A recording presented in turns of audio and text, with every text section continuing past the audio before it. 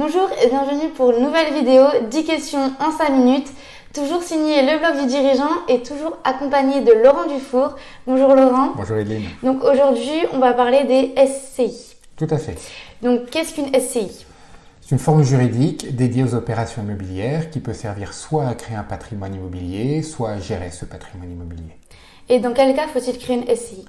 Alors, la SCI permet de dissocier le patrimoine personnel et professionnel. Donc, elle sert quand on a une activité professionnelle dans l'immobilier. Elle sert aussi à créer un projet entre deux personnes qui ne font pas partie de la même famille. Et puis enfin, elle sert à gérer un patrimoine familial. Et comment créer une SCI? Alors, tout d'abord, il faut bien définir son projet. C'est la première des choses. Ensuite, on va faire comme pour créer une autre société, c'est-à-dire qu'on va rédiger les statuts, on va déposer une annonce légale, on va constituer et déposer un dossier de constitution auprès du CFE ou du greffe du tribunal de commerce. La différence, c'est qu'on peut, lorsqu'on passe par un notaire, faire enregistrer l'acte dès la rédaction des statuts. Ok, c'est entendu, mais à quoi servent les statuts et comment je fais pour les rédiger? Les statuts, ça sert à organiser le fonctionnement juridique et administratif de l'entreprise. Et puis pour les rédiger, tu peux le faire toi-même en prenant un exemple sur le web, ou tu peux passer par un professionnel, un notaire, un avocat ou un expert comptable, et tu vas choisir le type de professionnel en fonction de l'objet et la nature de ton projet. Et quels sont les avantages d'une SCI du coup? Alors j'en donnerai deux. Le premier, c'est d'organiser ton projet immobilier. Le deuxième avantage, c'est d'améliorer la gestion de ton patrimoine et la transmission de ce patrimoine dans ta famille. Et au niveau des inconvénients?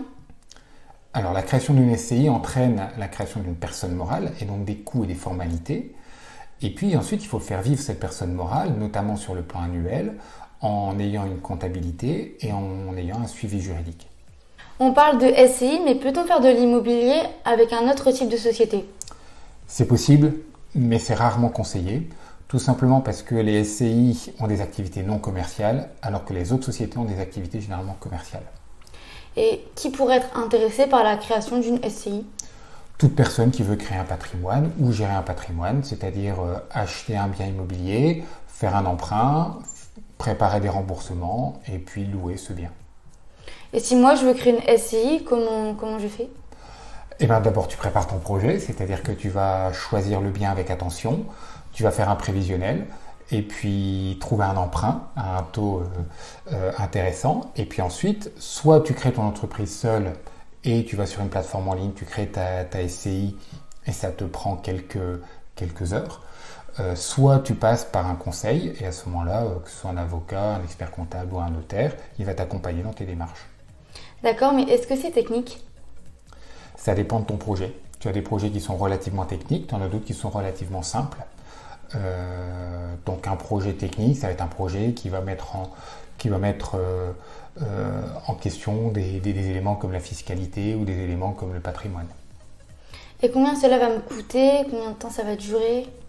Alors ça va te coûter, si tu le fais toute seule et en ligne, ça va te coûter à peu près 350 € en dehors des frais, on va dire, liés à l'achat de l'immeuble.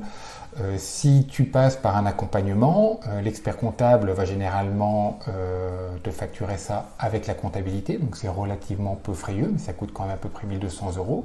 Si tu passes par un notaire, le notaire, de toute façon, l'achat de ton bien immobilier, tu as des frais de notaire qui vont te permettre, et le notaire donc va intégrer ça aussi, mais ça coûte quand même à peu près 1 000 €. Et puis un avocat, tout va dépendre du coût de ton avocat, mais ça coûte aussi assez cher. Et pour finir, as-tu des astuces et des conseils à donner? Oui, tout d'abord de choisir le lieu et le bien immobilier avec attention.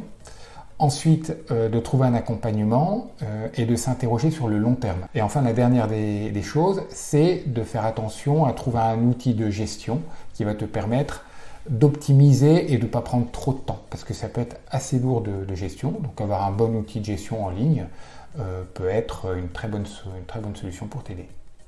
Merci Laurent d'avoir répondu à mes questions. De rien, Hélène. Et surtout, n'hésitez pas à aller faire un tour sur le site Le Blog du Dirigeant et d'aller nous suivre sur les réseaux sociaux.